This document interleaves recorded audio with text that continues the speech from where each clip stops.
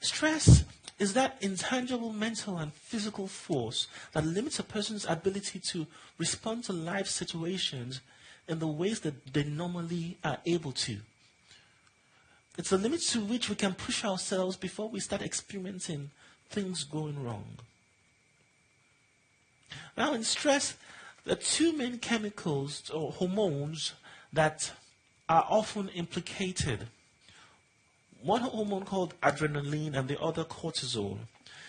And both work on the principle of providing the body with the energy it needs to deal with threats or stresses.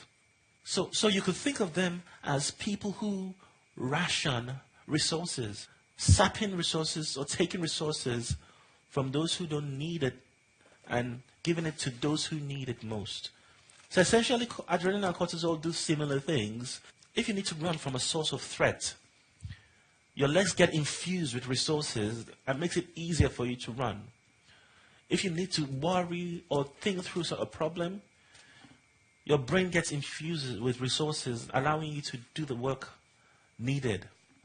Whilst the level of adrenaline tends to spike quickly and reduce quickly, cortisol levels tend to rise gradually in our system. Now, cortisol is a very, very important hormone. And the current suggestion is that without cortisol, we will simply die. So cortisol is essential to help to activate us. But the problem comes when there's too much cortisol in the system. To understand the implications of cortisol better, I would like to look at 4 areas where cortisol tends to have a physical or emotional impact on us. The first area I'll touch on is to do with panic attacks. And if you struggle with panic attacks, you might recognize this. Many of the clients I've treated who struggle with panic attacks tend to describe their first experience with panic like this. Some were maybe just walking through town, having a cup of tea, or watching TV. So all of a sudden, they just experience the panic come from nowhere, throwing them into this panic spiral. But whenever I look at the details in the experiences of these clients, I tend to find a similar pattern. So generally, they might have been going through a number of stresses in life. Financial stresses, academic stresses, relationship stresses, which will mean that at that time, their cortisol levels was quite high. So if you're spending quite a lot of time worrying, dealing with problems, experiencing one problem after another, it's quite likely the cortisol level will be high. So what I'm trying to say is that with this much cortisol in the system, any sudden threat, any sudden provocation of anxiety will still cause a spike in the adrenaline in the system, which then naturally pushes the individual towards their stress threshold. So if you can turn your attention to this diagram here, this is what I call the coping cup. There's so much cortisol in the system, leaving very little space before hitting the threshold. As a result, tiny amounts of stress would just push us easily to our threshold, causing us to experience those physical symptoms that are so much associated with anxiety. So in other words, the combined effect of cortisol and adrenaline in the system can easily bring on panic attacks. Okay, so moving on. How does cortisol or stress affect our immune system? Recent research studies now suggest that cortisol tends to shorten the lifespan and degrades the productivity of cells. In other words, stress can be destructive to our cells, making us grow older quicker. If you're looking for evidence of this, all you just have to do is look at the effect of stress on American presidents. Stress makes us grow older quicker. But really what's happening is cortisol is causing cells to die quicker and be less productive. And there are a number of research studies that are proving this now. This effect of cortisol impacts all cells of the body, including the immune system. This means that the ability of the immune system to hold back illness becomes sabotaged. And since cortisol affects all cells of the body, cells in our nervous system, our brain cells, become targeted as well. Here, the suggestion is that too much cortisol in the system for a prolonged period of time causes brain cells to shrink. So what's currently believed is that the two particular areas of the brain that are affected by this are the prefrontal cortex, that's the area shaded in red here, and the hippocampus, which is the blue-like feature here. Now, the cortex is the seat of intelligence, where we perform all our calculation, planning, organization. So one way of looking at this is before we do anything, the cortex needs to give a go-ahead for the action.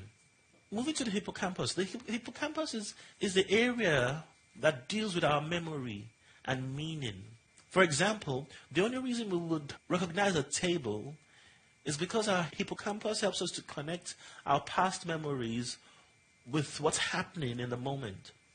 What's important to note in this is that, especially in depression, people tend to struggle with being able to organize and plan and to think clearly, as well as being able to remember things. And this has been a factor that's taken into account in the treatment for depression.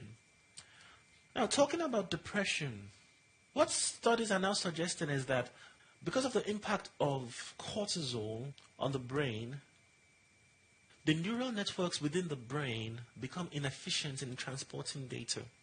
So just have a brief look at this diagram here. These are neurotransmitters that transmit the information from one neuron to another. Between the neurons, you have a space, which is called the synapse. A very simplistic example. You want to jump up. The message must go from your brain to your legs to jump. That data has to be passed from neuron to neuron to neuron to neuron until it gets to the leg, gives the muscles in the leg the instructions to jump. So if this neural network becomes sabotaged, it then becomes understandable why people might struggle to feel activated or motivated. And this is what's implicated in depression. So in depression, there are particular neurotransmitters, epinephrine, dopamine, and serotonin that are implicated. So too little norepinephrine causes an impairment in decision-making processes, creates a lack of motivation, and produces an inability to perform tasks properly. Too little dopamine leads to an inability to experience pleasure. And too little such serotonin will lead to an increase in a sense of grief. Something also important to note is that too little serotonin would cause us to be obsessive in nature. And this is sometimes why people can suddenly become so obsessed with some negative past event. So, whilst we all want things to go well for us, the reality is that life will always throw difficulties at us. An overly high degree of cortisol in our system makes coping with those difficulties even more difficult.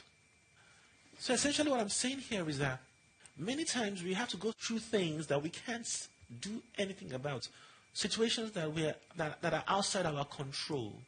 So, whilst we're facing life difficulties, allowing stress to take hold on us can be likened to carrying a weight that is twice our size whilst having a boxing match with an enemy.